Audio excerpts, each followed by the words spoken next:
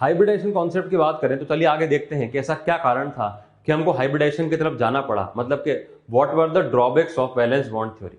तो valence bond theory के drawbacks के बारे में देखते हैं बेटा। Hybridization concept, need of hybridization, hybridization हमें जरूरत क्यों पड़ी, देखते हैं। अगर हम एक मॉलिक्यूल की बात करें बेटा, according to VBT in CH4 molecule, CH4 molecule की बात करें, CH4 आप जानते हैं बेटा मीथेन होता है, बहुत ही कॉमन सा मॉलिक्यूल है। मीथेन मॉलिक्यूल की अगर बात करें तो सेंटर एटम कौन है, तो बेटा सेंटर एटम आप जानते हैं नंबर कम होता है कार्बन, तो कार्बन यहां सेंटर एटम हो गया। कार्बन के पहले हम इलेक्ट्रॉनिक कॉन्फिगरेशन देखते हैं आउटर मोस्ट शेल की। तो कार्बन की कॉन्फिगरेशन क्या बनेगी, 2s to 2p2, ये इसका आउटर मोस्ट कॉन्फिगरेशन बनेगा। अब इस आउटर मोस्ट कॉन्फिगरेशन के अंदर हम ग्राउंड स्टेट में देख सकते हैं, तो ग्राउंड स्टेट में 2s में 2 इलेक्ट्रॉन है और 2p में 2 इलेक्ट्रॉन है। राइट नाउ अगर मैं आपसे भी पूछूं कि जरा बताइए कोवेलेंसी कितनी है, तो आप क्या बताएंगे कि नंबर ऑफ अनपेड इलेक्ट्रॉन के बराबर कोवेलेंसी होती है। Since number of unpaired electron 2 है तो अभी कोवेलेंसी इसकी क्या होनी चाहिए बेटा, 2 होनी चाहिए। पर हमें यहाँ तो बॉन्ड 4 बनाने, कार्बन CH4 बनाएगा, इसका मतलब यहाँ पर 4 बॉन्ड बनाने। तो 4 बॉन्ड बनाने के लिए हमें क्या करना पड़ेगा, इसको एक्साइटेड स्टेट में लेके आना पड़ेगा। So after the excitation what will be happen, CH4 की अगर बात करें तो बेटा CH4 के अंदर इलेक्ट्रॉन एक्साइट होगा। एक्साइटेशन का रूल आपको पता है बेटा कि शेल नंबर सेम होना चाहिए, तो शेल नंबर सेम है, 2s से 2p में जा रहा है, शेल नंबर तो दोनों का सेम है। आगे वैकेंट ऑर्बिटल है तो हमने इलेक्ट्रॉन को आगे ऐसे एक्साइट कर दिया। ये बात हम पहले भी देख करके आ चुके हैं। तो जो हमने कार्बन के इलेक्ट्रॉन को एक्साइट करा, तो एक्साइटेशन करने के बाद आप देख सकते हैं बेटा 1 2 3 4, अब इसकी कोवेलेंसी कितनी होगी बेटा, 4 होगी। अब अगर इसकी कोवेलेंसी 4 होगी, इसका मतलब अब ये कार्बन 4 बॉन्ड बनाने के लिए तैयार हो चुका है। अब ये कार्बन 4 बॉन्ड किससे बनाएगा, तो नेचुरल सी बात है हाइड्रोजन के साथ बनाएगा। हाइड्रोजन की अगर बात करें तो हाइड्रोजन के पास में एक ही ऑर्बिटल है और एक ही इलेक्ट्रॉन है, और वो कौन सा ऑर्बिटल में है, वो 1s ऑर्बिटल है। तो जब hydrogen as a side atom carbon को अप्रोच करेगा, तो पहले हाइड्रोजन का 1s, दूसरे हाइड्रोजन का 1s, तीसरा हाइड्रोजन का 1s, चौथे हाइड्रोजन का 1s, सबके अंदर एक एक इलेक्ट्रॉन मौजूद है, और ऑटोमेटिकली इनकी स्पिन जो होगी वो कार्बन के हिसाब से ऑपोजिट हो जाएगी, क्योंकि आप जानते हैं कि ऑपोजिट स्पिन वाले इलेक्ट्रॉन ही मिक्स कर सकते हैं। तो जब यहां पर बेटा ओवरलैपिंग होगी, तो ओवरलैपिंग किन किन ऑर्बिटल्स के बीच में है, चलिए आगे देखते हैं। तो ऑर्बिटल जो कौन कौन से बेटा अपने पास है, पहली जो ओवरलैपिंग है वो है इस 2s और 1s के बीच में, कार्बन का 2s और इसका 1s। दूसरी ओवरलैपिंग किसके बीच में बेटा, कार्बन के 2p और हाइड्रोजन के 1s में। तीसरी ओवरलैपिंग किसके बीच में बेटा, कार्बन के 2p और हाइड्रोजन के 1s में। और चौथी ओवरलैपिंग किसमें बेटा, कार्बन के 2p और हाइड्रोजन के 1s में। इसका मतलब ये बात मैं कह सकता हूं कि यहां पर जो ओवरलैपिंग मुझे दिखाई दे रही है वो दो तरह की ओवरलैपिंग दिखाई दे रही है। कौन कौन सी ओवरलैपिंग दिखा रही है, एक तो 1s 2s ओवरलैपिंग है, तो 1CH बॉन्ड जो होगा वो 1s 2s ओवरलैपिंग से बनेगा। और जो तीन ओवरलैपिंग मुझे दिखाई दे रही है, ये यहां से लेकर के यहां तक, ये बिल्कुल आइडेंटिकल ओवरलैपिंग है, 1s 2p 1s 2p 1s 2p। इसका मतलब तीन कार्बन हाइड्रोजन के बॉन्ड जो होंगे वो 1s 2p ओवरलैपिंग से बनेंगे। इसका मतलब CH4 मॉलिक्यूल के अंदर VBT के हिसाब से दो तरीके के बॉन्ड एग्जिस्ट करने चाहिए। अगर हम CH4 मॉलिक्यूल की बात करें तो CH4 मॉलिक्यूल के अंदर ये कार्बन हाइड्रोजन, ये कार्बन हाइड्रोजन, ये कार्बन हाइड्रोजन और ये कार्बन हाइड्रोजन जो बॉन्ड बनेंगे, इसके अंदर से एक जो बॉन्ड होगा, मान लो कि पहला बॉन्ड हम इसके बारे में बात कर लें, तो ये तो 1s 2s से बनेगा। दूसरा बॉन्ड जो है वो 1s 2p से बनेगा। तीसरा बॉन्ड जो है ये भी 1s 2p से बनेगा, और जो चौथा बॉन्ड है ये भी 1s 2p से ही बनेगा। तो इसमें तीन बॉन्ड जो होंगे वो 1s 2p से बनेंगे, और एक बॉन्ड जो होगा वो 1s 2s से बनेगा। अब 1s 2s और 1s 2p में अगर हम कंपैरिजन करें तो हम बॉन्ड स्ट्रेंथ कंपेयर करना सीख करके आ चुके हैं अकॉर्डिंग टू VBT।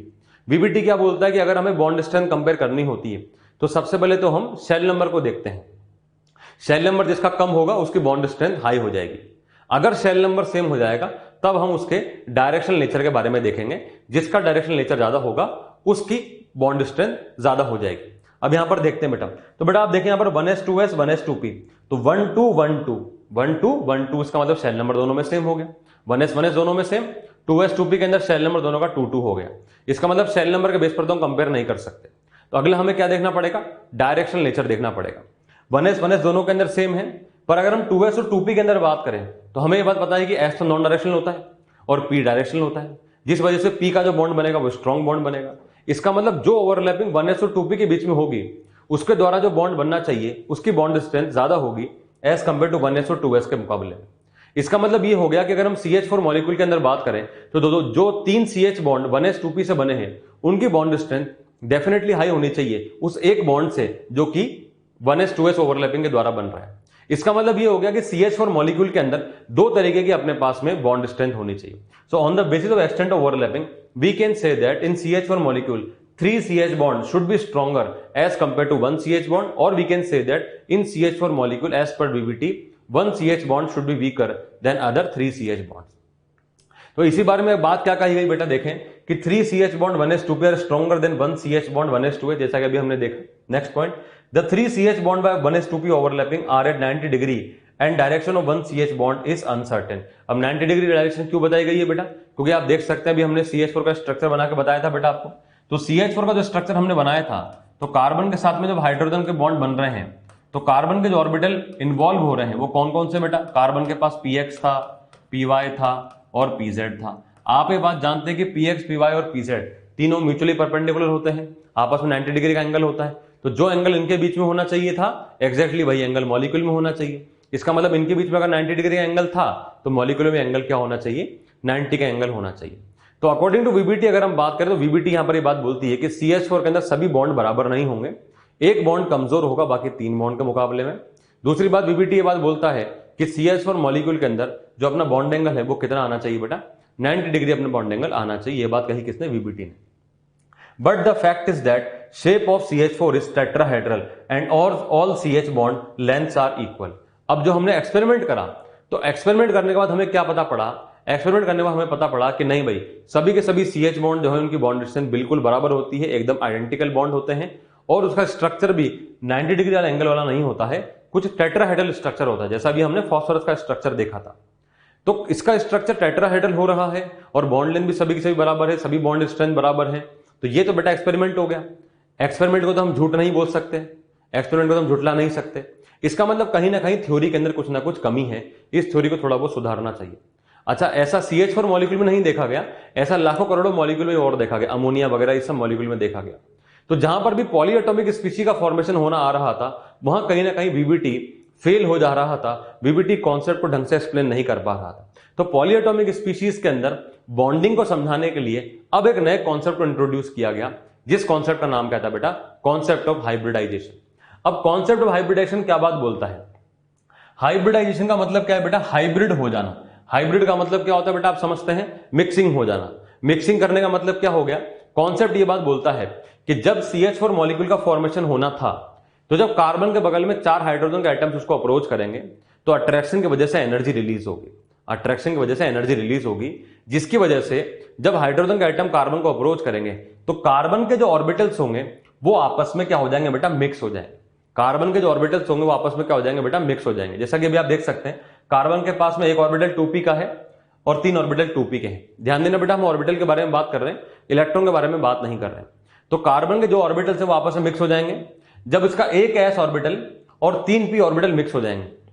जब इसका एक s ऑर्बिटल और 3p ऑर्बिटल मिक्स हो जाएंगे तो यहां पर कुछ 4 नए ऑर्बिटल बनेंगे जिनको कहेंगे हम sp3 हाइब्रिड ऑर्बिटल।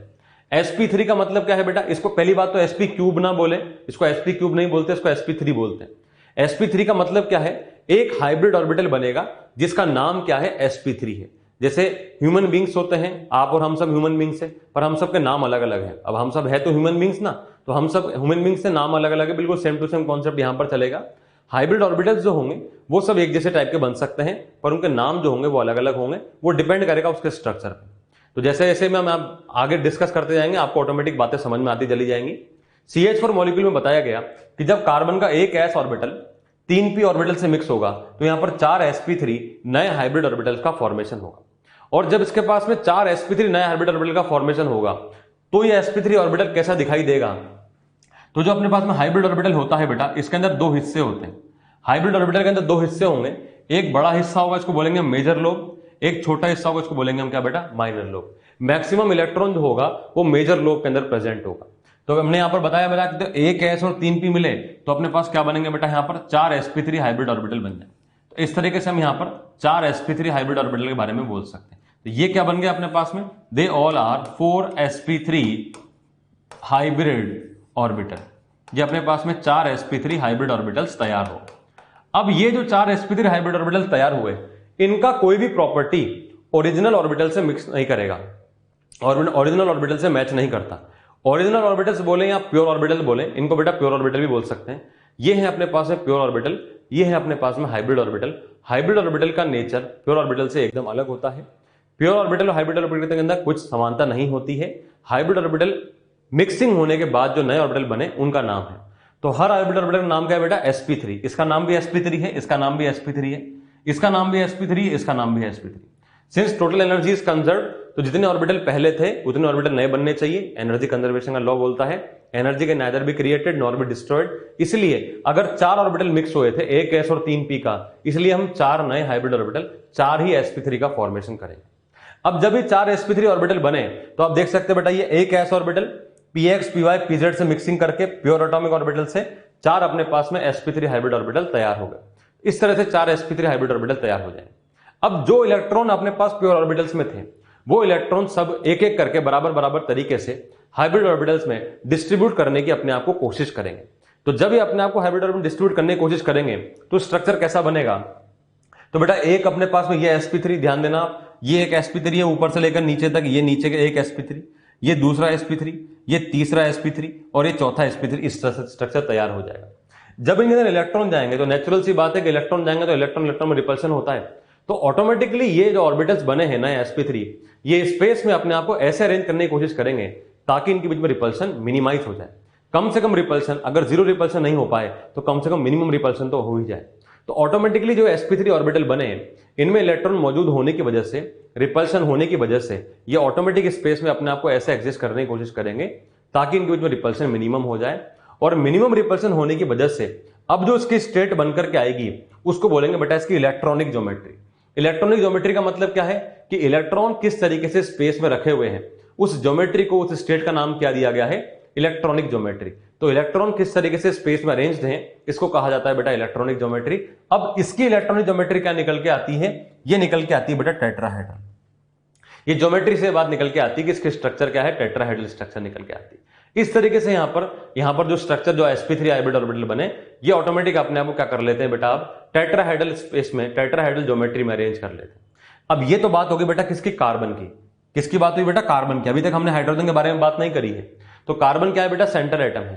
तो यहां पर ऐसा होता है कि कार्बन जो होगा यानी कि जो सेंटर एटम होगा उसके अंदर हाइब्रिडाइजेशन होगा, वही एटम हाइब्रिडाइजेशन में पार्टिसिपेट करेगा। अब बॉन्ड तो हाइड्रोजन के साथ बनेगा, तो चलिए हाइड्रोजन के बारे में बात करते हैं। तो ये रहा अपने पास में बीच में कार्बन। कार्बन के अब प्योर ऑर्बिटल खत्म हो चुके हैं, अब उसके सभी के सभी हाइब्रिड ऑर्बिटल्स बन चुके हैं। ये जो हाइब्रिड ऑर्बिटल्स होंगे यही अब ओवरलैपिंग करेंगे किसके साथ में, हाइड्रोजन के साथ में। अब हाइड्रोजन का तो हाइब्रिडेशन हुआ नहीं है, तो हाइड्रोजन का जो ओरिजिनल ऑर्बिटल था वही ऑर्बिटल चलता हुआ आएगा। हाइड्रोजन का ओरिजिनल ऑर्बिटल कौन सा था बेटा, 1s ऑर्बिटल। तो जब इसके बगल में 4 हाइड्रोजन के एटम्स आएंगे, 1, ये 2, ये 3 और ये 4, तो सभी के सभी हाइड्रोजन के अंदर एक एक इलेक्ट्रॉन है और सबके ऑर्बिटल्स भी सेम है। कौन कौन सा ऑर्बिटल है बेटा, 1s ऑर्बिटल है। तो इसके पास में कौन सा ऑर्बिटल, 1s ऑर्बिटल। तो हमने यहां बता दिया कौन सा ऑर्बिटल है बेटा, ये 1s ऑर्बिटल है। इसके पास भी कौन सा ऑर्बिटल है बेटा, ये 1s ऑर्बिटल। ये भी 1s ऑर्बिटल हो गया, ये भी यहां पर 1s ऑर्बिटल हो गया। तो अब जो बॉन्ड बनेगा वो किसके किसके बीच में बनेगा, वो हाइड्रोजन के 1s के बीच में और कार्बन के sp3 के बीच में बनेगा। किसके बीच में बनेगा बेटा, हाइड्रोजन के 1s के बीच में और कार्बन के sp3 के बीच में, क्योंकि s और p तो खत्म हो चुका है, अब तो sp3 बन चुका है। तो अगर हम यहां पर बॉन्ड के बारे में बात करें तो ये वाला जो बॉन्ड है, इस जरा बॉन्ड से आपसे पूछे कि जरा बताइए इस ओवरलैपिंग का नाम क्या दिया जाएगा, तो इस ओवरलैपिंग का नाम क्या देंगे बेटा, आप बोलेंगे हाइड्रोजन का s है, इसका मतलब एक तो s हो गया, और कार्बन का sp3 है, इसका मतलब इस ओवरलैपिंग का नाम क्या देंगे बेटा, s-sp3 ओवरलैपिंग। इसका नाम क्या देंगे हम, s-sp3 या फिर sp3s ओवरलैपिंग, एक ही बात है। सिमिलरली अगर आपसे पूछे बेटा इस ओवरलैपिंग का नाम क्या देंगे, तो आप बोलेंगे सर ये sp3 है, ये s है, इसका नाम भी क्या देंगे हम, sp3s ओवरलैपिंग नाम देंगे। इस वाले ओवरलैपिंग का नाम भी क्या होगा, sp3s, इस वाले का नाम भी क्या होगा, sp3s। तो अगर हम चारों बॉन्ड के बारे में बात करें तो सिंस चारों की ओवरलैपिंग बिल्कुल सेम तरीके से आइडेंटिकल है, sp3s, sp3s, sp3s, sp3s, तो चारों की बॉन्ड डिस्टेंस बिल्कुल बराबर होनी चाहिए। हम ये नहीं बोल रहे कि बॉन्ड डिस्टेंस ज्यादा होगी या कम होगी, पर जो भी होगी होगी तो बराबर ही। इस तरीके से एक्सपेरिमेंट बात को ये सही प्रूव कर देता है। एक्सपेरिमेंट भी यही बात बोलता था कि सभी के सभी बॉन्ड डिस्टेंस बराबर होनी चाहिए, तो बॉन्ड डिस्टेंस बराबर यहां पर इस तरीके से प्रूव कर दिए। तो जब कार्बन ने हाइड्रोजन के साथ बॉन्ड बनाया तो बेटा ये स्ट्रक्चर तैयार हुआ। अब ये जो स्ट्रक्चर बना इसी का नाम क्या है, शेप। तो शेप बोले या स्ट्रक्चर बोले, अब इसका वो क्या बन चुका बेटा, टेट्राहेड्रल स्ट्रक्चर बन चुका है। अब ये जो टेट्राहेड्रल स्ट्रक्चर अपने पास में बना, इस टेट्राहेड्रल स्ट्रक्चर के अंदर एंगल क्या होता है बेटा, इसका एंगल आपको याद रख के चलना है।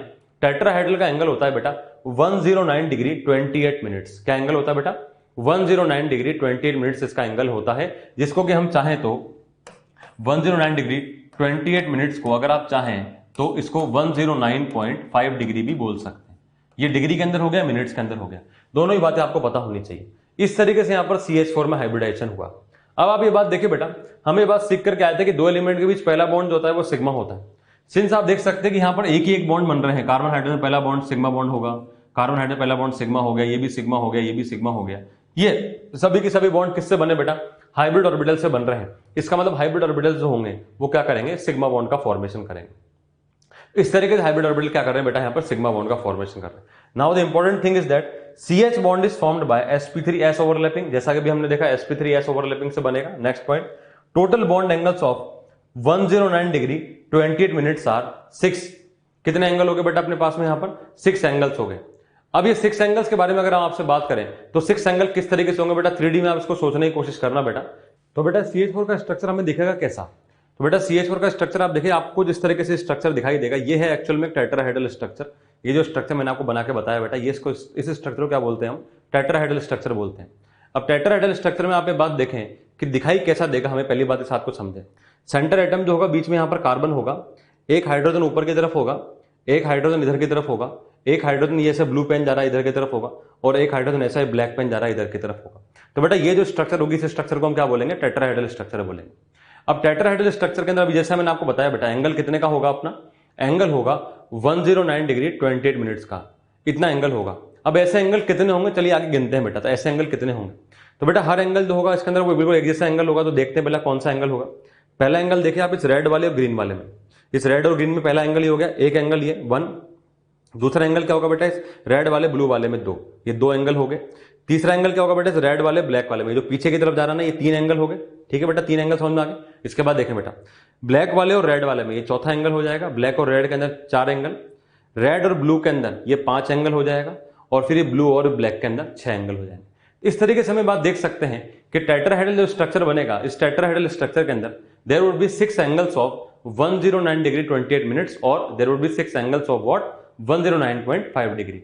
109 डिग्री 28 मिनट के यहाँ पर टोटल कुल मिला के 6 एंगल होंगे। अब आप मुझे बताओ बेटा, ये जो स्ट्रक्चर बना, ये स्ट्रक्चर प्लेनर होगा या नॉन प्लेनर होगा? तो आप देख सकते हैं बेटा ये स्ट्रक्चर कैसा है? Non planar. कोई एक प्लेन में तो आएगा नहीं भाई। अगर मैं इसको ऐसे रखने की कोशिश करूंगा तो इस प्लेन में थोड़ी ना आएगा, ये बाहर की तरफ निकलता हुआ दिखाई दे रहा है। या फिर मैं अगर इसको ऐसे रखता हूं तो ये बाहर की तरफ निकलता हुआ दिखाई दे रहा है। इसका मतलब CH4 स्ट्रक्चर कैसा होना चाहिए बेटा? एक नॉन प्लेनर स्ट्रक्चर होना चाहिए। तो इस तरीके से प्लेनरिटी के बारे में, नॉन प्लेनरिटी के बारे में हम किस तरह से कमेंट करेंगे आगे, चलिए आगे इसको आगे डिस्कस करते हुए चलते हैं। तो क्या क्या बातें बोल सकते हैं हम CH4 मॉलिक्यूल के अंदर, इसको देखते हैं बेटा। CH4 मॉलिक्यूल के अंदर देखें ना, what are the postulates of hybridization. जो बातें अभी अभी हमने सीखी उनको हम पोस्टुलेट्स के फॉर्म में बताएंगे कि CH4 के अंदर जिस तरह से हमने सीखा, तो उस तरीके से अगर हम हाइब्रिडाइजेशन कॉन्सेप्ट को आगे अप्लाई करते हैं तो उसके पोस्टुलेट्स क्या क्या हो सकते हैं, क्या क्या बातें कह सकते हैं। फर्स्ट पॉइंट देखें बेटा, what is the definition. Definition क्या है इसकी? डेफिनेशन में देखें बेटा, mixing of different shape and approximate equal energy atomic orbitals and redistribution of energy. Word आया बेटा आपके पास में क्या? Redistribution of energy. रीडिस्ट्रीब्यूशन का मतलब क्या होगा? थोड़ी जो ज्यादा कम बार, जैसा कब किसी का एनर्जी कम होगी, किसी का एनर्जी हाई होगी, तो ये दोनों आपस में मिक्स हो जाएंगे। मिक्स होने का मतलब क्या हो गया है? एनर्जी का रीडिस्ट्रीब्यूशन हो जाएगा। एनर्जी क्या हो जाएगी? रीडिस्ट्रीब्यूट हो जाएगी। और कौन सा ऑर्बिटल है? Mixing of different shape and approximate equal energy atomic orbitals. मतलब एनर्जी लेवल ऐसा नहीं कि बहुत अधिक अंतर होना चाहिए, बहुत ज्यादा अंतर होगा तो मिक्स ही नहीं हो पाएगा। एनर्जी लेवल में ज्यादा अंतर नहीं होना चाहिए, और उनके जो शेप है, जो उनके साइज हैं, वो डिफरेंट होने चाहिए, तब उनके बीच में मिक्सिंग होगी। तो जब इनके बीच में मिक्सिंग होगी टू फॉर्म न्यू ऑर्बिटल। अब क्या बनेंगे? नए ऑर्बिटल बनेंगे of same shape and same energy. जो नए ऑर्बिटल बनेंगे उनका शेप भी सेम होगा, उनका एनर्जी भी सेम होगा, जैसा मैंने आपको बताया था sp3 के बारे में।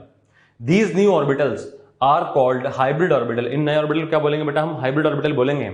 And the phenomena is called as what? Hybridization. इसी फिनोमेना को क्या बोलते हैं बेटा? हाइब्रिडाइजेशन बोलते हैं। बेसिकली अगर हम हाइब्रिडाइजेशन की बात करें बेटा, तो हाइब्रिडाइजेशन एक हाइपोथेटिकल कॉन्सेप्ट होता है। कॉन्सेप्ट चीजों को समझाने के लिए होता है। हाइब्रिडाइजेशन को हम एज ए टूल यूज करते हैं चीजों को एक्सप्लेन करने में, मॉलिक्यूल्स के स्ट्रक्चर, मॉलिक्यूल के ज्योमेट्री, उनके बॉन्ड एंगल, उनके अदर बॉन्ड पैरामीटर्स को एक्सप्लेन करने में इसको हम एज ए टूल यूज करेंगे। तो हाइब्रिडाइजेशन किसका होता है? एटॉमिक ऑर्बिटल का, प्योर एटॉमिक ऑर्बिटल का, जिससे क्या बनते हैं? नए हाइब्रिड ऑर्बिटल का फॉर्मेशन हो जाता है। इसको हम क्या बोलते हैं? हाइब्रिडाइजेशन बोलते हैं। नेक्स्ट बात देखें बेटा, सेंट्रल एटम अंडरगोस हाइब्रिडेशन। जैसा अभी हमने देखा था कार्बन CH4 के अंदर जा रहा था, तो सेंट्रल एटम का ही हाइब्रिडेशन होता है। नेक्स्ट पॉइंट देखें, this process takes place before bond formation. जैसा कि मैंने आपको बताया था बेटा कि CH4 बनने के पहले जब कार्बन को हाइड्रोजन के एटम्स अप्रोच करेंगे तब जाकर के, तब यहां पर पहले हाइब्रिडाइजेशन होगा। तो बॉन्ड बनने के पहले हाइब्रिडाइजेशन होता है, बॉन्ड बनने के बाद हाइब्रिडाइजेशन नहीं होता है। पहले हाइब्रिडाइजेशन होगा, उसके बाद हाइब्रिड ऑर्बिटल्स अरेंज हो जाएंगे, फिर जाकर के बॉन्ड बनेगा, जैसा कि हमने CH4 में देखा था कि पहले कार्बन के ऑर्बिटल मिक्स होकर के sp3 बना लिए, वो sp3 अपने आप को टेट्राहेड्रल अरेंज कर लिए, तब जाकर के हाइड्रोजन के साथ में s ऑर्बिटल की ओवरलैपिंग करके sp3s वाली ओवरलैपिंग हमने बताई थी। नेक्स्ट पॉइंट देखिए बेटा, in hybridization fulfilled, half filled and empty or vacant orbital can participate. सबसे इंपॉर्टेंट बात यहां पर अलग ये आती है, ये यहां पर अलग हो जाता है VBT से। VBT बोलता था कि सिर्फ और सिर्फ हाफ फिल्ड एटॉमिक ऑर्बिटल यानी जिनमें एक इलेक्ट्रॉन मौजूद है सिर्फ वही बॉन्ड फॉर्मेशन में पार्टिसिपेट करेंगे, पर हाइब्रिडेशन बोलता है कि ऐसा कोई नेसेसरी कंडीशन नहीं है, जितने ऑर्बिटल की रिक्वायरमेंट है वो हमें पूरी करनी है। अब वो चाहे ऑर्बिटल हाफ फिल्ड हो, चाहे फुल फिल्ड हो, चाहे वेकेंट हो, मतलब चाहे 2 इलेक्ट्रॉन वाले हो फुल फिल्ड हो, चाहे 1 इलेक्ट्रॉन वाला हो हाफ फिल्ड हो, चाहे खाली ऑर्बिटल हो वेकेंट ऑर्बिटल हो या एम्प्टी ऑर्बिटल हो, कैसा ही ऑर्बिटल हो, नीड ऑफ द मॉलिक्यूल के अकॉर्डिंग वो ऑर्बिटल आपस में मिक्स होकर के हाइब्रिडेशन में पार्टिसिपेट कर सकता है। नेक्स्ट बात देखिए बेटा, now what is the structure of hybrid orbital. जैसा कि मैंने आपको बताया था बेटा, हर हाइब्रिड ऑर्बिटल में 2 हिस्से होते हैं, एक ये हिस्सा बड़ा वाला हिस्सा होता है, एक ये हिस्सा छोटा वाला हिस्सा होता है। ये जो बड़ा वाला हिस्सा है बेटा, इसको हम क्या बोलते हैं, इसको बोलते हैं हम मेजर लोब। क्या बोलेंगे इसको हम, major lobe, LOBE, major lobe. और ये जो छोटा वाला हिस्सा है इसका नाम हम क्या देंगे बेटा, इसको नाम देंगे हम माइनर लोब। क्या नाम देंगे इसको हम, माइनर लोब। तो 2 लोब होते हैं किसी हाइब्रिड ऑर्बिटल के अंदर।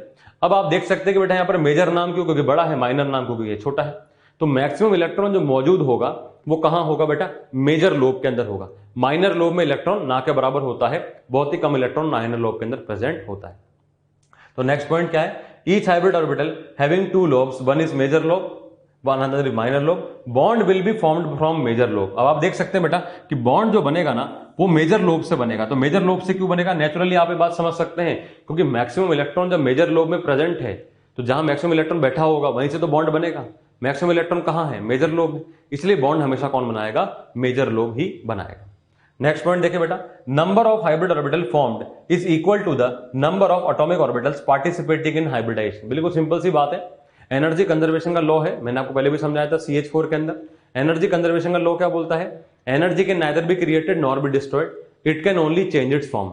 आप इसके सिर्फ फॉर्म चेंज कर सकते हैं, मतलब कि जितने पहले एटॉमिक ऑर्बिटल थे, जितने प्योर ऑर्बिटल थे, उतने ही नए हाइब्रिड ऑर्बिटल ही बनेंगे, क्योंकि एनर्जी कंजर्वेशन का लॉ बोलता है कि energy can neither be created nor be destroyed. तो जितने प्योर एटॉमिक ऑर्बिटल हाइब्रिडेशन में इन्वॉल्व हो रहे हैं उतने ही नए हाइब्रिड ऑर्बिटल का फॉर्मेशन होना जरूरी है, तो उतने ही नए हाइब्रिड ऑर्बिटल बन जाएंगे।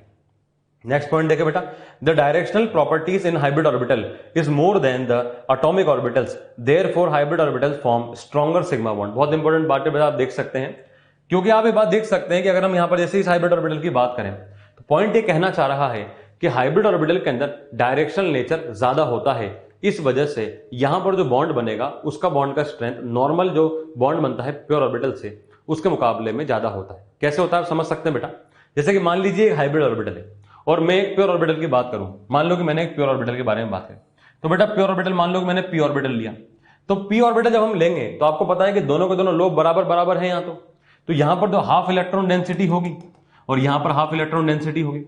एट अ टाइम तो एक ही लोब पार्टिसिपेट कर सकता है, एट अ टाइम अगर एक ही लोब पार्टिसिपेट कर पाएगा इसका मतलब at a time half electron density he overlapping में पार्टिसिपेट कर सकती है। बट उसके मुकाबले में अगर हम यहां पर बात करें हाइब्रिड ऑर्बिटल में, तो since maximum electron density present है कहां पर, मेजर लोब के अंदर, इसका मतलब जब मेजर लोब वाला हिस्सा ओवरलैपिंग करेगा और वही हिस्सा ओवरलैपिंग कर सकता है, तो नेचुरल सी बात है कि यहां पर एक्सटेंट ओवरलैपिंग ज्यादा हो जाएगी, और एक्सटेंट ओवरलैपिंग ज्यादा होने की वजह से जो बॉन्ड का स्ट्रेंथ है वो भी ज्यादा हो जाएगा। इसलिए यहां पर ये बात कही गई है कि जो बॉन्ड स्ट्रेंथ होगी वो हाइब्रिड ऑर्बिटल से जो बॉन्ड बनेगा उसकी ज्यादा होगी एज कंपेयर टू वो बॉन्ड जो कि प्योर ऑर्बिटल से बनता है। तो आप ये बात देख सकते हैं बेटा कि इसमें डायरेक्शनल नेचर ज्यादा है, क्योंकि इलेक्ट्रॉन है उसमें डायरेक्शन ज्यादा आ गई है कि वो इस डायरेक्शन के अंदर डायरेक्टेड है, जबकि पी के अंदर अगर हम बात करें या फिर अगर किसी ऑर्बिटल की बात करते हैं तो वह डायरेक्शनल नेचर थोड़ा सा कम हो जाता है और बॉन्ड स्ट्रेंथ भी वहां पर कम हो जाती है। नेक्स्ट बात देखिए बेटा, hybrid orbital should be arranged in such a way that repulsion between hybrid orbital should be minimum. मतलब हाइब्रिड ऑर्बिटल अपने आप को स्पेस में इस तरह से अरेंज कर लेंगे ताकि उनके बीच में रिपल्शन क्या हो, मिनिमम हो। ये बात भी हम आपको समझा चुके हैं पहले ही, CH4 मॉलिक्यूल में हमने देखा था इलेक्ट्रॉन इलेक्ट्रॉन में रिपल्शन होता है, तो सिस्टम चाहता है नेट रिपल्शन को मिनिमम करना, क्योंकि जितना रिपल्शन कम होगा सिस्टम का स्टेबिलिटी उतना ही ज्यादा होगा। तो ऑटोमेटिक हाइब्रिड ऑर्बिटल स्पेस में अपने आप को ऐसे अरेंज कर लेंगे ताकि इनके बीच में नेट रिपल्शन क्या हो, मिनिमाइज हो जाए, कम से कम इनके बीच में रिपल्शन हो जाना चाहिए। नेक्स्ट बात करते हैं बेटा अब हम एटॉमिक ऑर्बिटल के हिसाब से क्या क्या हाइब्रिड ऑर्बिटल बन सकते हैं। अब हमने ये बात देखी बेटा कि हाइब्रिडाइजेशन का मतलब क्या होता है, मिक्सिंग ऑफ एटॉमिक ऑर्बिटल। तो आप ये बात खुद सोच करके देखिए, कम से कम कितने ऑर्बिटल होने चाहिए मिक्स करने के? कम से कम 2 एटॉमिक ऑर्बिटल तो होने चाहिए भाई। एक अकेला ऑर्बिटल तो अपने आप में मिक्स नहीं कर सकता ना, कम से कम 2 एटॉमिक ऑर्बिटल तो होने चाहिए। तो अगर हम एटॉमिक ऑर्बिटल की बात करें बेटा, तो कम से कम 2 एटॉमिक ऑर्बिटल तो हमारे पास में होने चाहिए। अब उसके हिसाब से क्या क्या हाइब्रिडेशन बनकर के तैयार हो सकता है उसके बारे में डिस्कस करते हैं। देखें, एटॉमिक ऑर्बिटल अगर s और p है, तो अगर एक s और एक p मिलेगा तो बताओ बेटा कितने बनेंगे? 2, क्योंकि हमने क्या सीखा, जितने मिक्स होंगे उतने नए बनेंगे। अगर एक s और एक p बनेगा तो बनेंगे टोटल 2। इनका नाम क्या होगा? नाम होगा बेटा sp। नाम क्या होगा बेटा? sp। आप देख सकते हैं s और p से नाम क्या निकाला हमने? sp नाम निकाला। तो sp को देखकर घबराना नहीं है। sp का मतलब क्या है? चाहे वो sp हो, चाहे sp2 हो, चाहे sp3 हो, हर हाइब्रिड ऑर्बिटल में क्या होगा? इस तरीके से बनेगा, एक बड़ा हिस्सा मेजर लोब, एक छोटा हिस्सा माइनर लोब। बस हाँ, नाम बदल गया। कार्बन के अंदर नाम उसका sp3 था, यहां नाम क्या हो जाएगा? उसका sp नाम हो जाएगा। नेक्स्ट देखिए बेटा, अगर एक s और 2 p ऑर्बिटल इन्वॉल्व होंगे, तो अगर एक s और 2 p ऑर्बिटल इन्वॉल्व होंगे तो टोटल कितने हो गए बेटा? 3 हो गए। तो टोटल बन गए 3। और नाम क्या होगा बेटा इसका? एक s और 2 p के साथ में sp2। sp स्क्वायर नहीं है, sp2। sp2 का मतलब भी क्या है? ये ऐसे sp2। अगेन sp2 भी होगा, उसका स्ट्रक्चर भी ऐसा ही होगा, उसमें भी एक मेजर लोब होगा, उसमें भी एक माइनर लोब होगा, पर नाम अब क्या हो गया है? उसका sp2 नाम हो गया है। नेक्स्ट देखिए बेटा, जब एक s और 3 p होंगे, तो जब एक s और 3 p होंगे तो नाम क्या हो जाएगा बेटा? पहले बताओ बेटा कितने बनेंगे? तो एक s और 3 p से 4 बनेंगे, तो यहां पर हमने 4 बताए। नाम क्या होगा उसका? sp3। तो नाम क्या हो जाएगा? sp3। अगेन sp3 के अंदर एक बड़ा होगा, एक छोटा होगा, चारों sp3 बिल्कुल सेम टू सेम आइडेंटिकल इस तरह से दिखाई देंगे। नेक्स्ट बात करें बेटा, जब एक s 3 p और एक d ऑर्बिटल इन्वॉल्व होगा, dz स्क्वायर होगा, तब क्या होगा हमारा? टोटल कितने बनेंगे बेटा? 5। एक s और 3 p टोटल 4 और एक d 5 हो गया, तो 5 बनेंगे। नाम क्या होगा बेटा इसका? sp3d। एक s हो गया, 3 p हो गया, एक d हो गया, तो sp3d। फिर हम देख सकते हैं बेटा, एक s 3 p और 2 d अगर होंगे तो 6 बनेंगे, sp3d2। फाइनली अगर एक s 3 p और 3 d होंगे तो बनेंगे बेटा टोटल 7, जिनका नाम क्या होगा बेटा? sp3d3 होगा। और यहीं तक हमारे सिलेबस में है, हमको यहीं तक डिस्कस करके चलना है। तो इस तरीके से अलग अलग एटॉमिक ऑर्बिटल के मिक्सिंग के बेस पर हम बता सकते हैं कि क्या क्या नए हाइब्रिड ऑर्बिटल्स बन सकते हैं। एक एक करके हम सभी को डिस्कस करेंगे, सबके बारे में आगे चल के एक एक करके डिस्कस करेंगे। किसी मॉलिक्यूल में किस तरह से हाइब्रिडेशन होता है, हमें कैसे पता पड़ेगा, हम कैसे कमेंट करेंगे, आगे एक एक करके बातों को डिस्कस करेंगे। अभी आप हाइब्रिडेशन कॉन्सेप्ट को समझ करके लेकर के चलें कि किस तरह से हम हाइब्रिडेशन कॉन्सेप्ट को समझेंगे और हाइब्रिडेशन किस तरीके से बताया जाएगा, कितने ऑर्बिटल मिक्स होंगे तो कितने नए हाइब्रिड ऑर्बिटल बनेंगे, उनका नाम क्या होगा, वगैरह वगैरह, ये सब चीजें हमने देखी। नेक्स्ट अब हम बात करते हैं बेटा इलेक्ट्रॉनिक ज्योमेट्री या फिर ज्योमेट्री के हिसाब से, हाइब्रिडेशन के हिसाब से ज्योमेट्री क्या होनी चाहिए। जैसा कि अभी हमने देखा था CH4 मॉलिक्यूल के अंदर हमने आपको बताया था कि CH4 की ज्योमेट्री क्या है बेटा? Tetrahedral geometry. ऐसे जैसे अभी हमने अलग अलग हाइब्रिडेशन देखे, अभी हमने क्या देखा बेटा? हमने sp देखा, sp2 देखा, sp3 देखा, sp3d देखा, sp3d2 देखा, sp3d3 देखा। तो sp3 ज्योमेट्री टेट्राहेड्रल, तो सबकी ज्योमेट्री टेट्राहेड्रल नहीं होगी, सबकी ज्योमेट्री अलग अलग होती। तो ये ज्योमेट्री क्या होती है बेटा? ये आपको लर्न करनी है। तो बेटा हम लोग बात कर रहे थे हाइब्रिडाइजेशन के बारे में, और अब हम देखेंगे हाइब्रिडाइजेशन के हिसाब से क्या क्या इलेक्ट्रॉनिक ज्योमेट्री हो सकती है। सबको हम चलिए आगे एक एक करके डिस्कस करते हैं। सबसे पहले देखिए बेटा, आपको यहाँ पर एक टेबल दिखाई दे रही है। इस टेबल के अंदर अपने पास में 3 कॉलम चल रहे हैं। सबसे पहला जो लेफ्ट मोस्ट कॉलम है उसमें क्या है बेटा? Number of hybrid orbital.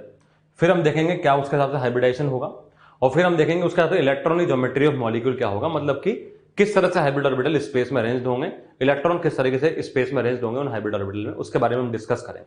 देखिए बेटा, सबसे पहले बोला गया हमको नंबर ऑफ हाइब्रिड ऑर्बिटल। अब आप खुद सोचे बेटा कि सबसे कम नंबर क्या हो सकता है? एक अकेला ऑर्बिटल में तो मिक्स नहीं हो सकता, कम से कम 2 नंबर तो होना चाहिए। तो नंबर ऑफ हाइब्रिड ऑर्बिटल्स हो गए अपने पास में 2। नंबर ऑफ हाइब्रिड ऑर्बिटल कितने हो गए बेटा? 2 हो गए।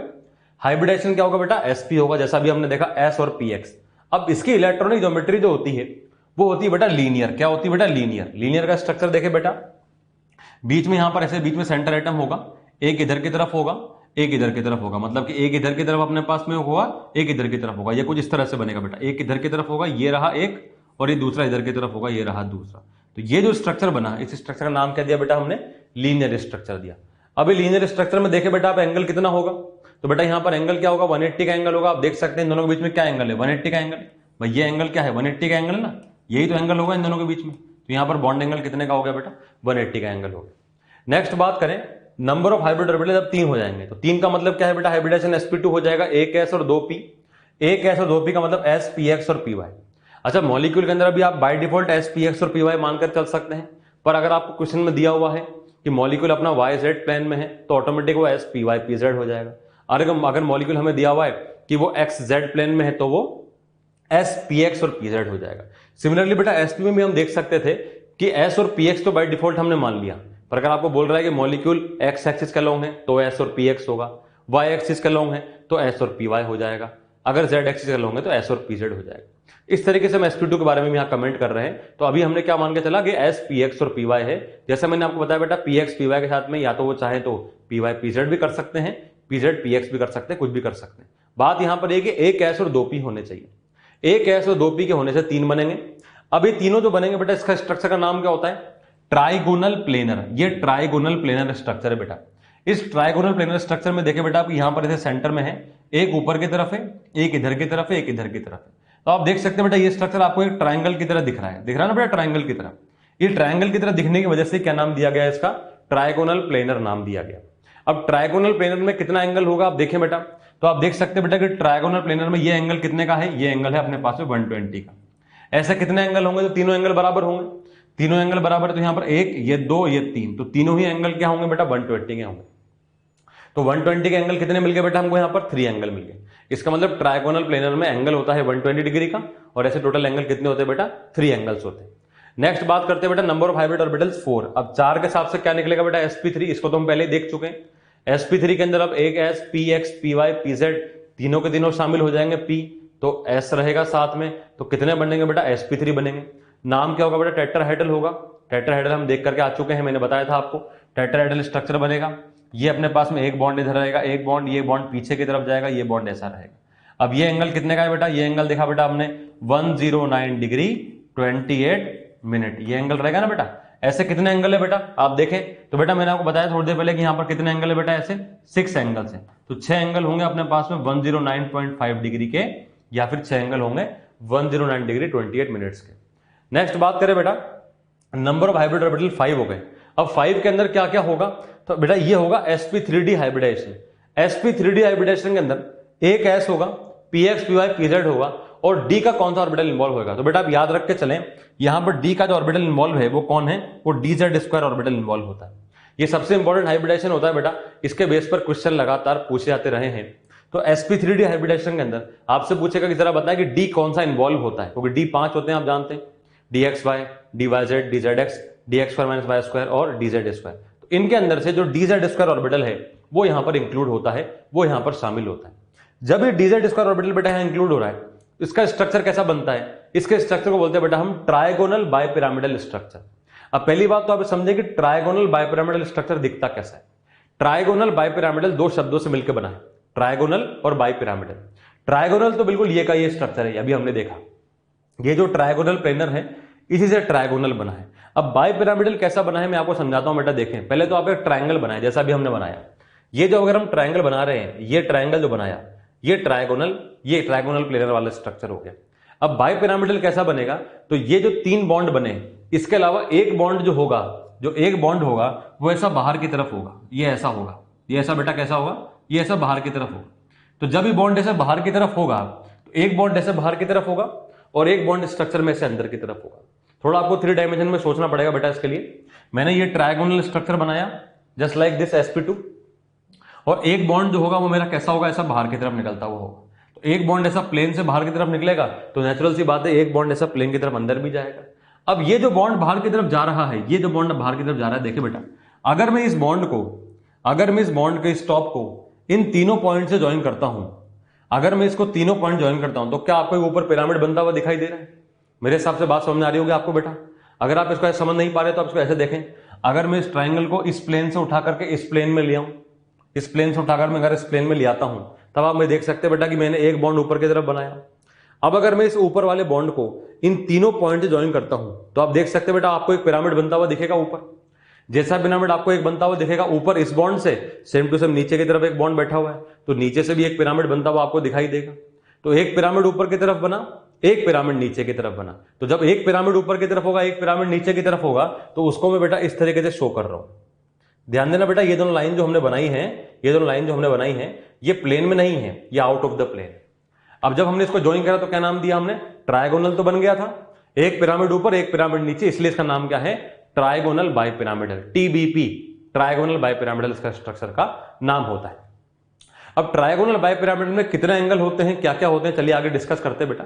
तो पहले तो आप देखिए कि यहां पर एक ट्राइंगल है ना बेटा, एक एंगल तो ये हो गया, एक एंगल ये हो गया, एक एंगल अपना ये हो गया। इसका मतलब क्लियरली बात ये तय होगी कि यहां पर 3 एंगल तो 120 डिग्री के हो जाएंगे, जो कि हमने ट्रायगोनल प्लेनर से एज इट इज पिक कर लिया।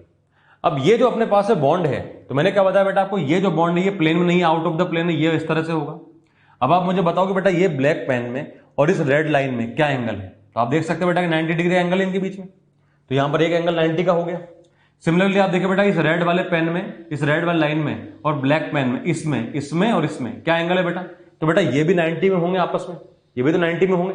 और सिमिलरली जो तीसरा वाला अपना बॉन्ड है, ये वाला रेड वाला और ब्लैक वाला, इसके और इसके बीच में 90 का एंगल होगा, होगा तो परपेंडिकुलर ही नहीं। इसका मतलब ये जो ब्लैक वाला पेन है ये तीनों रेड वालों के साथ में 90 का एंगल बना रहा है। जैसा 390 के ऊपर की तरफ बन रहे हैं, बिल्कुल सेम टू सेम 390 के पीछे की तरफ ये वाला भी बनाएगा, ये पीछे की तरफ प्लेन की तरफ होगा। तो 90 के एंगल कितने हो गए बेटा अपने पास में, 3 ऊपर हो गए 3 नीचे हो गए, तो इसका मतलब इसमें क्या हो गए 6 एंगल्स हो गए अपने पास में, कितने के 90 डिग्री के। 90 डिग्री एंगल कितने मिल गए बेटा हमको, 6 मिल गए। समझ में आ गई बात बेटा आपको, 6 एंगल कैसे मिले 90 के, एक तो ये इसके साथ में, एक किसके साथ में, एक किसके साथ में, 3 ऊपर 3 इसके पीछे वाले की तरफ ऐसे, तो टोटल 6 एंगल हो गए कितने के अपने पास में 90 के। क्या है इसमें कोई और एंगल भी प्रेजेंट है, तो जी हाँ इसके अंदर एंगल प्रेजेंट है बेटा, एक एंगल इसमें 180 का भी है। कौन सा एंगल है आप देखें, ये ऊपर इसके बीच में ये जो एंगल होगा, ये वाला एंगल 180 का होगा। इन दोनों के बीच में एंगल होगा ना बेटा, जो हमने प्लेन में बताया था आपको, एक प्लेन के अंदर एक प्लेन के बाहर, इनके बीच में एंगल होगा। ये एंगल कितने का होगा बेटा 180 का होगा, और ऐसे कितने एंगल है यहाँ पर 1, इसका मतलब यहाँ पर एक एंगल होगा और वो कितने का होगा बेटा 180 डिग्री का होगा। तो ट्रायगोनल बाइपिरामिडल ज्योमेट्री में 3 तरीके के एंगल होते हैं, 3 एंगल में से कुछ 120 के होते हैं, कुछ 90 के होते हैं, कुछ 180 के होते हैं। 120 के 3 होते हैं, 90 के 6 होते हैं और 180 का एक एंगल इसके अंदर प्रेजेंट होता है। तो बेटा इस बात को याद रख के चलें, इसके बेस पर आपसे क्वेश्चन पूछे जा सकते हैं। नेक्स्ट बात करते हैं बेटा, अगला है अपने पास में स्टेरिक नंबर 6, इसको हम स्टेरिक नंबर ही बोलते हैं बेटा, नंबर ऑफ हाइब्रिड ऑर्बिटल 6 हो गया। यहां पर क्या क्या हाइब्रिडेशन होगा, sp3d2, तो spx py pz तो था, dz स्क्वायर हमने उठा ही लिया। इसके अलावा जो ऑर्बिटल बनेगा बेटा उसका नाम क्या है, sp3d2 के अंदर dx स्क्वायर y स्क्वायर हम ऑर्बिटल को यहां पर पिक करेंगे।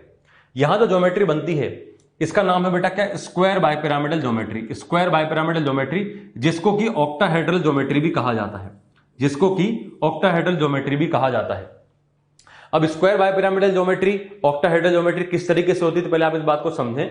स्क्वायर बाइपिरामिडल का मतलब क्या हुआ, स्क्वायर बाइपिरामिडल 2 शब्दों से मिलकर बना हुआ है, स्क्वायर और बाइपिरामिडल। अब स्क्वायर कैसे बनेगा, पहले आप इस बात को समझें।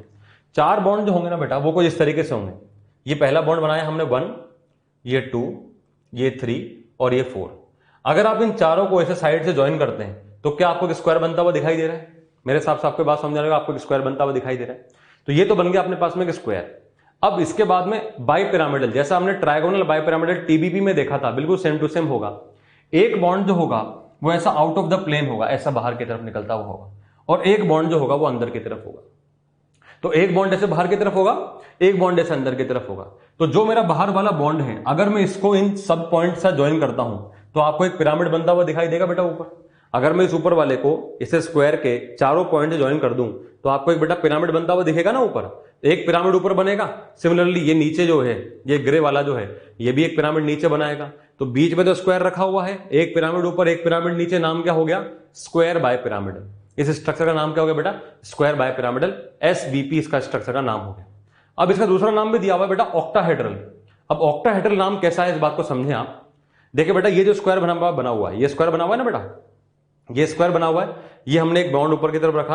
अब जब मैं इसको ऐसे ज्वाइन कर रहा हूं तो आप देख सकते हैं बेटा आपको यहां पर एक फेस बनता हुआ दिख रहा है, एक फेस इधर की तरफ बनेगा। जब मैं इसको ज्वाइन करूंगा तो एक फेस इधर की तरफ बनेगा, जब मैं इसको ज्वाइन करूंगा तो एक फेस इधर की तरफ बनेगा, और जब मैं इसको इधर की तरफ ज्वाइन करूंगा तो एक फेस इधर की तरफ बनेगा। तो 1 2 3 और 4 फेस ऊपर की तरफ बनेंगे। तो सिमिलरली आप सोच सकते हैं जो नीचे वाला होगा ये भी 4 फेस नीचे बनाएगा, एक इधर बनाएगा, 2 इधर बनाएगा, 3 इधर बनाएगा और 4 इधर बनाएगा। तो 4 फेस ऊपर बन गए, 4 फेस नीचे बन गए, टोटल कितने फेस हो गए, 8 फेस हो गए। इसलिए इस स्ट्रक्चर का नाम क्या दिया गया है, ऑक्टाहेड्रल स्ट्रक्चर नाम दिया गया है कि यहां पर टोटल कुल मिलाकर फेस कितने हैं, 8 फेस यहां पर बन चुके हैं। तो ऑक्टाहेड्रल स्ट्रक्चर नाम इसका इस तरह से आता है। अब हम इसके बॉन्ड एंगल के बारे में बात करते हैं बेटा, बॉन्ड एंगल क्या होगा। तो एक बॉन्ड हमने बताया बेटा ऐसे ऊपर की तरफ है, एक बॉन्ड नीचे की तरफ है। सिमिलरली फिर से वही वाली बात, ये दोनों बॉन्ड जो हैं ये प्लेन में नहीं है। बंद करना 1 मिनट।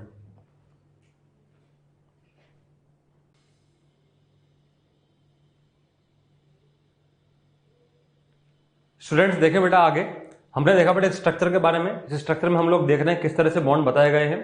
अब आप ये बात देखें बेटा कि बॉन्ड क्या क्या होंगे, कितने कितने टाइप के होंगे। पहले तो आप इस बात को समझें कि बीच में जो स्क्वायर बना हुआ है, इस स्क्वायर के जो डायगोनल्स हैं बेटा, ये डायगोनल है, ये एक डायगोनल है। डायगोनल्स आपस में कितने पर इंटरसेक्ट करेंगे, तो हमको पता है कि स्क्वायर के डायगोनल्स आपस में 90 डिग्री पर इंटरसेक्ट करते हैं। इसका मतलब ये एंगल जो होगा, ये एक एंगल, ये दूसरा एंगल जो होगा इन दोनों के बीच में, ये तीसरा एंगल जो होगा ये, और ये चौथा एंगल जो होगा ये चारों एंगल आपस में बराबर होंगे। तो ये चारों कितने होंगे, 90 के एंगल होंगे। यहां तक बात क्लियर है। तो 4 एंगल तो 90 के हमें मिल चुके हैं। इसके अलावा ये जो बॉन्ड ऐसे ऊपर की तरफ है, मैंने क्या बताया बेटा आपको, ये प्लेन से बाहर की तरफ होगा, तो ये वाला बॉन्ड एक्चुअल में ऐसा है। अब आप देखें बेटा इस रेड वाले, इस ब्लैक वाले और रेड वाले में क्या एंगल है, परपेंडिकुलर है 90 डिग्री। इस ब्लैक में और रेड में परपेंडिकुलर 90 डिग्री, इस ब्लैक में रेड में परपेंडिकुलर 90 डिग्री, इस ब्लैक में रेड में परपेंडिकुलर 90 डिग्री। इसका मतलब ये ब्लैक वाला जो है वो इन डायगोनल्स के साथ में आपस में 90 के एंगल बना रहा है। वो कितने बना रहा है, 4 बना रहा है। तो ब्लैक वाला अगर 4 बना रहा है तो ये बेटा ग्रे वाला भी पीछे की तरफ 4 बनाएगा। तो टोटल 90 के एंगल कितने हो गए, डायगोनल्स में आपस में 90 के एंगल थे अपने पास 4, ये डायगोनल आपस में 90 के एंगल 4 बना रहे हैं। ब्लैक वाला ऊपर से बना रहा है अपने पास में 4, नीचे से ग्रे वाला बना रहा है अपने पास में 4। तो टोटल 90 के एंगल कितने हो गए बेटा, 4 + 4 + 4 12 एंगल हो गए। तो बोल सकते हैं हम यहाँ पर कि हमारे पास में 12 एंगल कितने मिलेंगे बेटा, हमें 90 डिग्री के हमें कितने एंगल मिलेंगे, 12 एंगल्स मिलेंगे। इसके अलावा अगला देखें, क्या इसके अंदर कोई एंगल 120 का होगा। तो कई बार बच्चे इसमें गलती करते हैं, वो सोचते हैं कि ये जो एंगल है ऊपर और इसके बीच में, और ये जो एंगल है और ये जो एंगल है और ये जो एंगल है, ये वो 120 का सोच लेते हैं। बेटा ये एंगल 120 का नहीं होगा। एंगल 120 का क्यों नहीं होगा, क्योंकि आपको बात समझ में आनी चाहिए कि ये जो पॉइंट है ना बेटा, ये जो पॉइंट है ये एक्चुअल में ऐसा परपेंडिकुलर बाहर की तरफ है, ये एंगल 120 का नहीं है। तो ये दिमाग में बात मान करके चले कि यहां पर कोई भी एंगल 120 का नहीं होता है। तो ये there are 0 angles of 120 degree.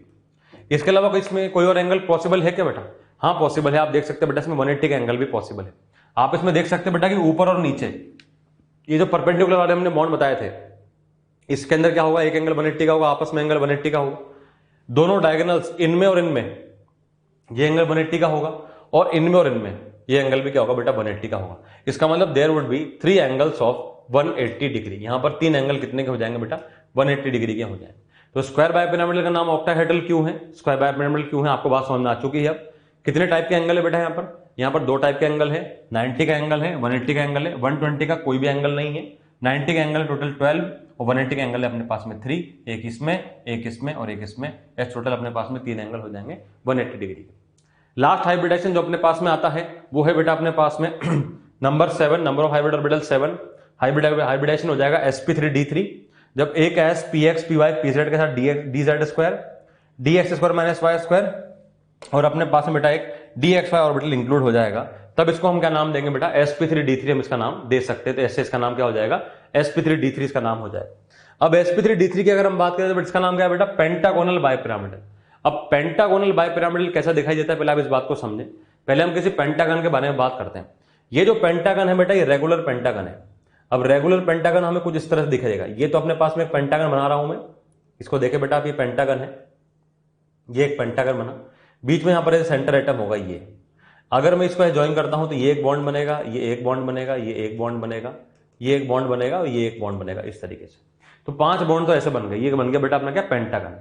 अब बाइपिरामिडल कैसे, तो आपको बात समझ आ रही है बेटा, जहां जहां बाइपिरामिडल है वहां क्या हो रहा है, एक लेग ऐसे ऊपर की तरफ होगा, एक लेग ऐसे अंदर की तरफ होगा। तो एक लेग ऐसे बाहर की तरफ, एक लेग ऐसे अंदर की तरफ, जिसको अगर मैं समझना चाहूं तो ऐसे इस तरीके से बता सकता हूं, ये अपने पास में बनेगा। अब बात यहां पर ये है कि इसका नाम पेंटागोनल बाइपिरामिडल क्यों है, आप समझ आ रही हो बात बेटा आपको। पेंटागन बन गया, एक लेग ऊपर की तरफ है, ये जो ऊपर की तरफ अगर मैं इसको ज्वाइन करता हूं इन सभी 5 पॉइंट के साथ में, तो एक पिरामिड ऊपर बनेगा, पीछे भी सेम टू सेम इस ग्रे वाले के साथ पिरामिड बनेगा। तो बीच में पेंटागन है, एक पिरामिड ऊपर एक पिरामिड नीचे, नाम क्या हो गया, पेंटागोनल बाइपिरामिडल इसका नाम हो गया। इस तरीके से नाम हमने बताया बेटा, क्या होगा, पेंटागोनल बाइपिरामिडल इसका नाम हो जाएगा। अब पेंटागोनल बाइपिरामिडल में कितने टाइप के एंगल होंगे और क्या क्या एंगल होंगे, इन सब के बारे में हम चलिए आगे डिस्कस करते हैं। पेंटागोनल बाइपिरामिडल के स्ट्रक्चर की अगर बात करें बेटा, तो पहले तो हम इस पेंटागन का देखें। पेंटागन रेगुलर पेंटागन है, तो अगर मैं एक को एंगल को x मान रहा हूं तो टोटल कितने एंगल हो जाएंगे बेटा अपने पास में, 5 हो जाएंगे, 5x हो जाएंगे। अच्छा, सभी किसी पॉइंट के अबाउट अगर हम देखते तो सभी के सभी एंगल का सम कितना होना चाहिए, 360 डिग्री सम होना चाहिए। इसका मतलब अगर मैं एक एंगल x मान रहा हूं तो ये दूसरा एंगल भी x होगा, तीसरा भी x होगा, चौथा भी x होगा, पांचवा भी x होगा।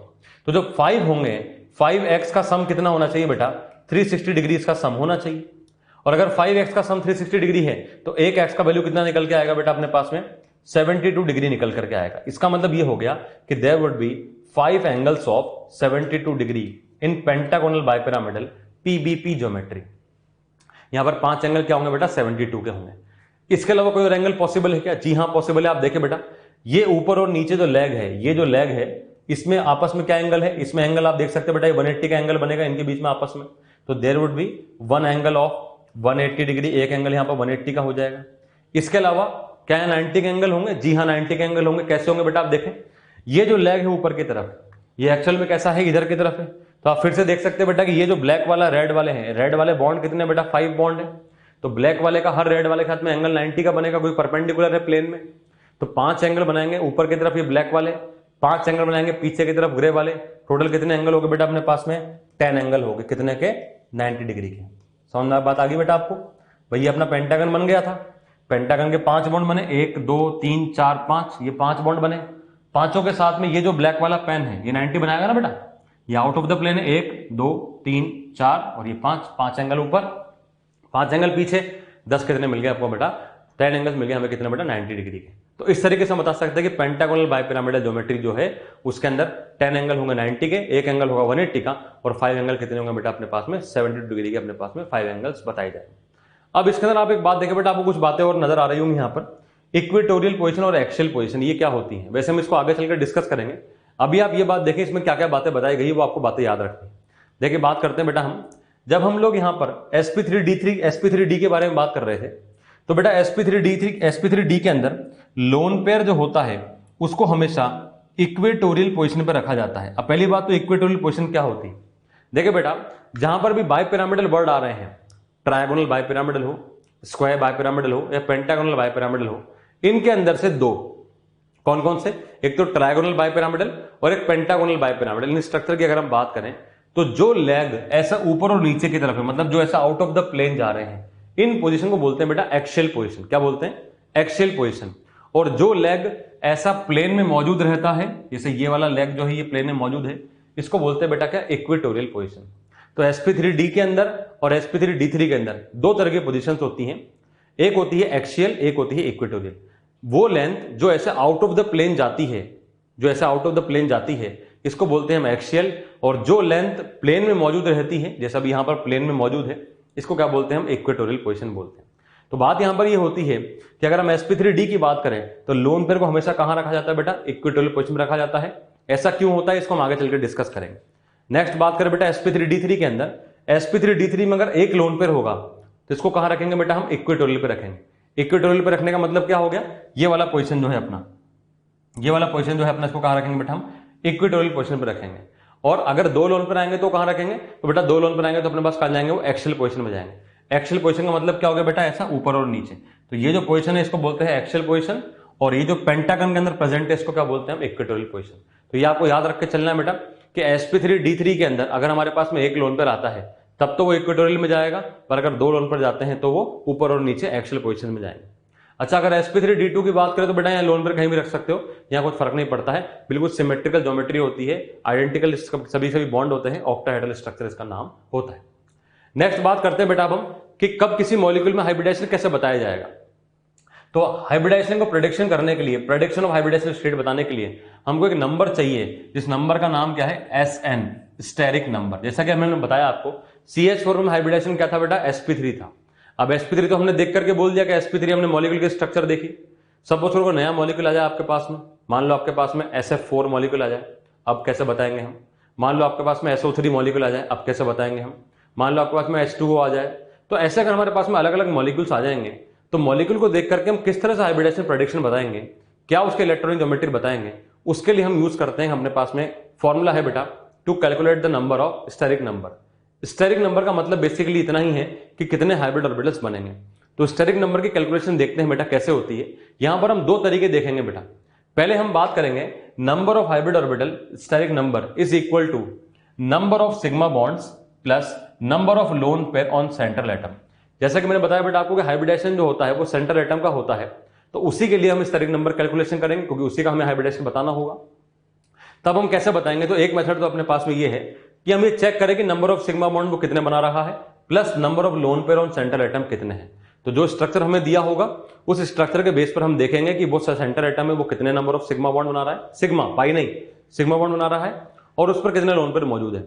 दोनों को हम सम कर देंगे, दोनों को सम करके जो नंबर आएगा अपने पास में वो क्या होगा, अपना स्टेरिक नंबर बताएगा, और उसके हिसाब से आगे चलकर हम देखेंगे किस तरह से हाइब्रिडेशन बताया जाता है। तो पहला तरीका तो ये हो गया स्टेरिक नंबर निकालने का कि पहले हम बताएं कि सेंटर एटम पे कितने सिग्मा बॉन्ड है, और दूसरा उसमें ऐड कर देंगे सेंटर एटम पे कितने लोन पेयर हैं। दोनों को सम करके जो नंबर आएगा वो क्या होगा, स्टेरिक नंबर होगा। पहला मेथड तो हो गया ये। दूसरा है अपने पास में फॉर्मूला बेस्ड मेथड। अब फॉर्मूला बेस्ड मेथड क्या बात बोलता है बेटा, देखें आप इस बात को, steric number Sn equal to half of valence electron, किसके वैलेंस इलेक्ट्रॉन, सेंटर एटम के। जिस एटम के लिए हम हाइब्रिडेशन निकालने की कोशिश कर रहे हैं उसके valence electron plus monovalent side atom. Monovalent side atom का मतलब क्या है, उस सेंटर एटम के साथ में कितने ऐसे साइड एटम जुड़े हुए हैं जो कि मोनोवैलेंट नेचर के हैं, जो कि सिंगल बॉन्ड बनाने की टेंडेंसी रखते हैं। मोनोवैलेंट का मतलब क्या हो गया, जो एक बॉन्ड बनाएंगे। मोनोवैलेंट साइड एटम माइनस कर देंगे उसमें से चार्ज को उसमें माइनस कर देना विद साइन। मतलब अगर मान लो अगर किसी पे +2 है तो ऑटोमेटिक -2 हो जाएगा, पर अगर मान लो किसी पे -2 हुआ तब बेटा वो माइनस माइनस प्लस हो जाएगा। ये आपको एग्जांपल के थ्रू समझाने की कोशिश करेंगे तो आपको सब बातें समझ में आ जाएगी। अब बात यहां पर ये कि वैलेंस इलेक्ट्रॉन हमें पता होता है, चार्ज भी हमें पता होता है, ये मोनोवैलेंट साइड एटम कौन कौन से होंगे। तो मोनोवैलेंट साइड एटम के अंदर कौन कौन से आएंगे बेटा, देखिए आप, जैसे कि मोनोवैलेंट साइड एटम या फिर ग्रुप कौन से होंगे, हाइड्रोजन। हाइड्रोजन जानते हैं आप सिंगल बॉन्ड बनाता है। बेसिकली बेटा मोनोवैलेंट का मतलब यह है कि जो सिंगल बॉन्ड बनाएगा, जो सिंगल बॉन्ड बनाएगा उसको मोनोवैलेंट कहा जाएगा। तो सिंगल बॉन्ड कौन बनाएगा, ऐसे हाइड्रोजन हो गए, सभी हेलोजन हो गए, आप जानते हैं बेटा हेलोजन सिंगल बॉन्ड बनाते हैं, क्लोरीन हो, ब्रोमीन हो, आयोडीन हो, ये सभी के सभी सिंगल बॉन्ड बनाएंगे। मान लो कि कोई ग्रुप आ जाए, जैसे OH ग्रुप आ गया, वो सिंगल बॉन्ड बनाता है। कोई अल्काइल ग्रुप R ग्रुप आ जाए, NH2 ग्रुप आ जाए, SiH3 ग्रुप आ जाए, एटसेट्रा एटसेट्रा अपने पास में आ जाए। तो इस तरीके से उन सब चीजों को, कितने नंबर ऑफ साइड एटम लगे हुए मोनोवैलेंट, उनको हम यहां पर रखेंगे, सॉल्व करेंगे, स्टेरिक नंबर का वैल्यू कैलकुलेट करेंगे, उससे हम बताएंगे कि क्या उसका हाइब्रिडेशन होगा। चलिए बेटा एक एक करके मॉलिक्यूल के बारे में डिस्कस करते हैं। थोड़ा सा आपको बेसिकली हम एक छोटा सा एग्जांपल देते हैं, भी आपको बात क्लियर होती है। जैसे अगर हम यहां पर बात करें नंबर ऑफ हाइब्रिड ऑर्बिटल का एग्जांपल देखते हैं। मान लो अपने पास में सबसे वही बेसिक एग्जांपल CH4 ही आ जाए। CH4 में कैसे बताएंगे, तो CH4 बेटा हम जानते हैं कार्बन है, कार्बन के पास में 4 इलेक्ट्रॉन होते हैं, लुईस डॉट स्ट्रक्चर बनाएंगे। कार्बन के साथ में हमने पहले 4 हाइड्रोजन को अटैच करा, ऐसे ये 1 2 3 और ये 4, ये बनाया ना बेटा। ये अभी हम इसका रफ स्केच बना रहे हैं। अब आप बताओ बेटा इसमें कितने सिग्मा बॉन्ड, तो 2 एटम के पहला बॉन्ड सिग्मा बॉन्ड, तो ये सिग्मा सिग्मा सिग्मा और ये सिग्मा। क्या कार्बन में कोई लोन पेयर मौजूद है, नहीं। तो यहां पर स्टेरिक नंबर कैसे बताया जाएगा बेटा, यहां पर कार्बन के लिए number of sigma bond 4, number of lone pair क्या आ गया बेटा 0, तो नंबर कितना आ गया बेटा अपने पास में 4 आ गया। ठीक है, बात क्लियर। अब इसी CH4 को हम फॉर्मूले से निकालने की कोशिश करते हैं। ठीक है, CH4 को निकालते हैं बेटा फॉर्मूले से। चलिए फॉर्मूला अप्लाई करा हमने, तो स्टेरिक नंबर का फॉर्मूला अप्लाई करा हमने हाफ। तो बेटा सेंटर एटम कौन है, कार्बन। ठीक है, कार्बन के वैलेंस इलेक्ट्रॉन कितने हैं, कार्बन के आउटर मोस्ट शेल में कितने इलेक्ट्रॉन होते हैं बेटा 4 होते हैं, तो वैलेंस इलेक्ट्रॉन का नंबर 4 तो हमने लिख दिया बेटा यहाँ पे 4, plus monovalent side atom, carbon के साथ जो एटम जुड़े हुए हैं वो सभी साइड एटम होंगे। क्या सभी के सभी मोनोवैलेंट हैं, जी हाँ, क्योंकि सभी के सभी हाइड्रोजन है। तो कितने हैं वो 4, तो हमने क्या कर दिया यहाँ पर 4 लगा दिया, तो 4 + 4। क्या इस पर कोई 4 दिखाई दे रहा है बेटा आपको, क्या CH4 पे कोई 4 दिख रहा है आपको, नहीं, तो माइनस क्या कर दिया बेटा हमने 0 कर दिया। तो बेटा 4 + 4 कितना होगा 8, और 8 डिवाइड बाय 2 करेंगे तो वैल्यू कितना आएगा बेटा 4 आएगा। तो बेटा आप यहां से देख सकते हैं कि यहां से भी वैल्यू 4 आया, यहां से भी वैल्यू 4 आया। तो दोनों फॉर्मूले बिल्कुल बराबर बराबर तरीके चलते हैं, पर हाँ आपको दोनों ही फॉर्मूले पता होने चाहिए। शुरुआत में अगर आपको ये तरीके से समझ में नहीं आता है तो आप पहले इस तरीके से अप्लाई करके देखें। इनफैक्ट मैं तो आपको बोलूंगा कि शुरुआत में जब आप सीख रहे हैं तो आप दोनों तरीके से अप्लाई करके देखें। एग्जाम में आपको किसी मेथड की भी जरूरत पड़ सकती है। कभी कभी अगर आपको ऐसा लगे कि मेरा आंसर सही नहीं आया है तो वेरीफाई करने के लिए आप दूसरा मेथड यूज कर सकते हैं। तो बेटा बेसिकली सेकंड वाला मेथड जो होता है इसको अप्लाई हम तब करते हैं जब हमारे पास में सेंटर एटम एक होता है।